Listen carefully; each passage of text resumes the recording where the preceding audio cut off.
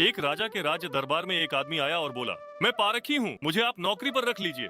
राजा बोला, नौकरी पे तो रख लूंगा, पर तनख्वाह RS1 नहीं दूंगा, सिर्फ एक पांव गुड़ और घुंघरे मिलेंगे। पारखी बोला, ठीक है हुजूर। कुछ ही दिन बाद राजा एक घोड़ा खरीद कर लाए।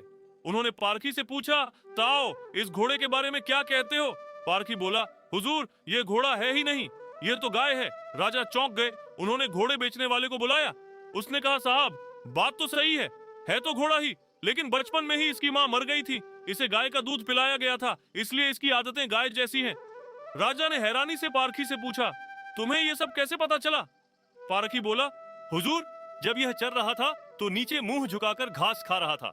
घोड़ा हमेशा ऊपर गर्दन उठाकर खाता है, मैंने इसकी आदतों से पहचाना। राजा खुश होकर बोले, आज से तुम्हें आधा किलो गुड़ और 100 किलो घुंघरे मिलेंगे। कुछ दिन बाद राजा ने फिर पूछा, मेरी रानी कैसी है? बहुत प्रिय है मुझे। पारखी बोला, हुजूर आपकी रानी खानदानी नहीं है। राजा को विश्वास नहीं हुआ। उन्होंने ससुराल जाकर पूछा। वहां दादी ने बताया, बचपन में इसकी माँ गुजर गई थी, पाला तो मैंने है, मगर दूध इसे दाई माँ ने पिलाया है। राजा ने पारखी से फिर पूछा, रानी के बारे में तुझे कैसे पता? पारखी बोला, हुजूर इसके स्वभाव से खानदानी रानी में शालीनता होती है, मगर यह नौकरों पर चिल्लाती है, गाली देती है। इसकी आदतों से पहचान गया कि यह खानदानी नहीं है। अब राजा बोले, चलो मेरे बारे में बताओ। पारखी बोला, जान की माफी दे तो बताऊं? राजा बोले, माफी है, सच सच बताओ।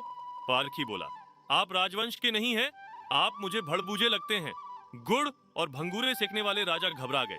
जाकर अपनी माँ से पूछा, माँ सच सच बताऊं वरना मैं मर जाऊंगा? माँ रोते हुए बोली, बेटा बात तो सच है, जिस दिन तू पैदा हुआ था उसी दिन महल के पास एक भड़बूजे का भी बेटा पैदा हुआ था। तू मर गया था और मैंने राजवंश बचाने के लिए उसके बेटे को लिया, वो तू है। राजा ये सुनकर दुखी भी हुए और खुश भी हुए। इंसान की पहचान उसके चेहरे, कपड़े या खानदान से नहीं होती, उसके चरित्र से होती है। किसी को भी केवल उसकी शक्ल, सूरत, पद या घर देखकर मत परखो, उसकी आदतें, उसका व्यवहार ही उसका असली परिचय